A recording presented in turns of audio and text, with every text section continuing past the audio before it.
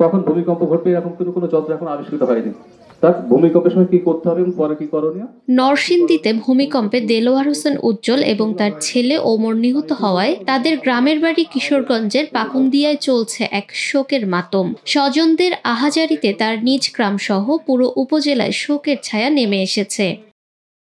২১শে নভেম্বর শুক্রবার সকাল 10:30টার দিকে ভূমিকম্পে ভাড়া বাসা থেকে বের হওয়ার সময় ছাদের কার্নিশ ভেঙে তিনি ও তার ছেলে গুরুতর আহত হয়ে চিকিৎসাধীন অবস্থায় তাদের মৃত্যু হয়। এ সময় তার 2 মেয়েও আহত হয়ে হাসপাতালে চিকিৎসাধীন রয়েছেন। তিনি নরসিংদী সরকারি আদমজি জুট মিলে চাকুরি করতেন।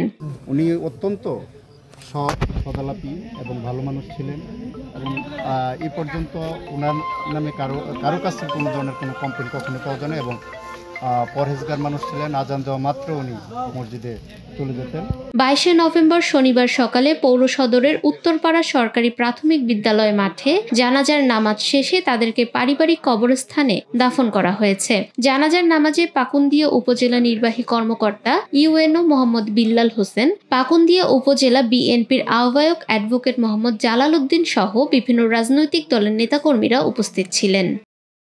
পারিবারিক সূত্রে জানা যায়, শুক্রবার সকালে ভূমিকম্প অনুভূত হলে দেলোয়ার হোসেন উজ্জ্বল ও তার ছেলে ও 2 মেয়েকে নিয়ে বাসা থেকে বের হওয়ার চেষ্টা করেন। ওই সময় ভবনের ছাদের কার্নিশ ভেঙে তাদের উপরে পড়ে। এতে তারা গুরুতর আহত হন। ওই সময় তার স্ত্রী গ্রামের বাড়িতে ছিলেন।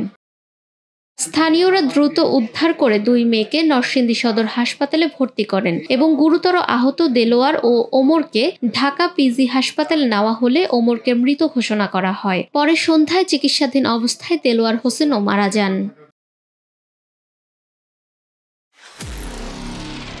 নিরপেক্ষ, সত্য প্রকাশে আপোষহীন।